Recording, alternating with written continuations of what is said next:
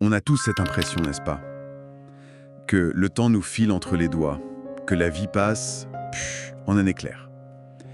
Aujourd'hui, on va essayer d'explorer ensemble cette sensation, mais sous un angle particulier, celui de la pensée chrétienne. Qu'est-ce que ça change, au fond, de voir notre courte vie avec le regard du temps de Dieu? La question est simple, mais elle donne le vertige. Combien de temps on a, vraiment? Il y a ce texte ancien, le psaume 90, qui parle de 70 ans, peut-être 80, et souvent c'est décrit comme rempli de peine, de difficultés. Et ça passe tellement vite. Ce qui est fou, c'est les contrastes. Juste après, le texte dit que pour Dieu, 1000 ans sont comme le jour d'hier. Comment on peut comprendre un écart pareil? Oui, c'est une question centrale. En fait, pour y voir plus clair, il faut savoir que la pensée biblique utilise deux mots grecs pour parler du temps. C'est intéressant. Il y a le chronos, bon, ça c'est notre temps à nous, celui qu'on mesure, linéaire quoi, l'heure qui passe. Et puis il y a le kairos. Alors là, c'est autre chose.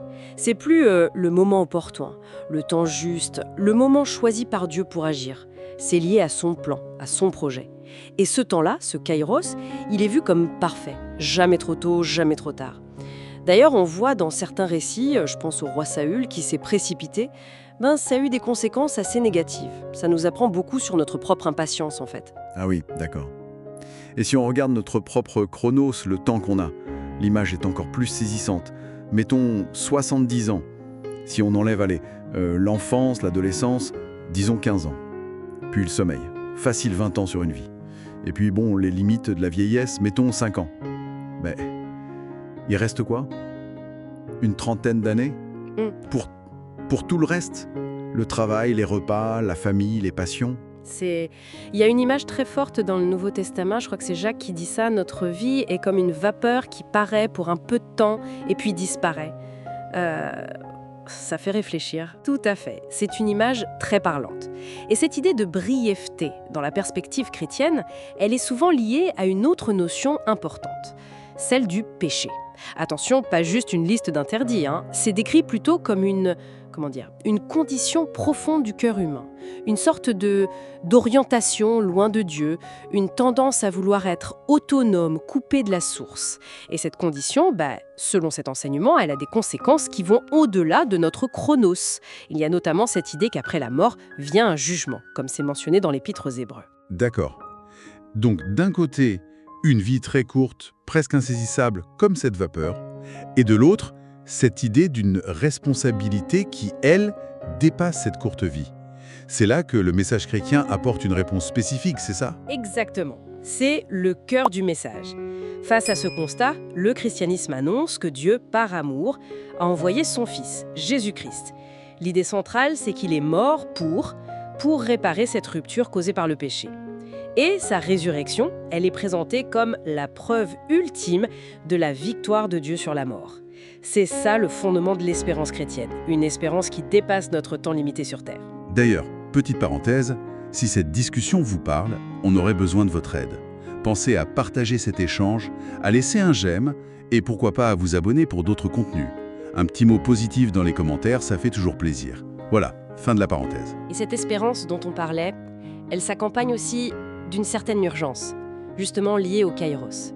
L'apôtre Paul écrit quelque part « Voici maintenant le temps favorable ». Kairos. Voici maintenant le jour du salut. C'est très direct. Ça me fait penser à Billy Graham. C'était un prédicateur chrétien américain très influent au XXe siècle. Beaucoup de gens le connaissent. Eh bien, il insistait souvent là-dessus. Son idée, c'était, comme on ne sait pas de quoi demain Chronos sera fait, le moment de se tourner vers Dieu, c'est peut-être justement maintenant. Ce kairos qu'il nous offre aujourd'hui. Pas remettre à plus tard, quoi. Ok. Alors, si on essaye de résumer un peu, notre temps à nous, le chronos, il est court, précieux. Et Dieu, lui, il agit dans son propre temps, le kairos. Et la foi chrétienne, elle offre une espérance face à la finitude, mais elle appelle aussi à une réponse personnelle, qui pourrait être pour maintenant. C'est tout à fait ça. Et ça nous amène à des pistes concrètes, des manières de vivre avec cette tension entre notre temps limité et le temps de Dieu. On pourrait peut-être retenir quelques points. Premièrement, chercher la sagesse pour bien compter nos jours, comme dit le psaume 90. C'est-à-dire vivre chaque jour de façon consciente, intentionnelle. Deuxièmement, Racheter le temps, une expression qu'on trouve chez Paul. Ça veut dire utiliser notre chronos sagement pour ce qui compte vraiment, ce qui est une valeur, disons, éternelle. La relation à Dieu, l'amour des autres, surtout que les jours peuvent être mauvais, c'est-à-dire remplis de distractions ou de choses futiles. Troisièmement, apprendre à faire confiance au kairos de Dieu, accepter que ses plans se déroulent selon son timing, même si ça nous semble long ou incompréhensible à notre échelle. Ça demande de la foi, de la patience. Et puis quatrièmement, agir maintenant. Quand on sent un appel de Dieu, une conviction, ne pas forcément attendre, saisir le moment présent. Vivre consciemment, choisir ses priorités, faire confiance et agir. C'est un beau programme. Ça nous laisse peut-être avec une dernière question pour la réflexion de chacun. Sachant que notre chronos est compté, mais que Dieu agit dans son kairos parfait, quel serait le tout petit changement, peut-être un seul, qu'on pourrait faire dès aujourd'hui dans notre façon d'utiliser notre temps, pour vivre un peu plus en accord avec ce qui compte vraiment à ses yeux? Voilà matière à réflexion.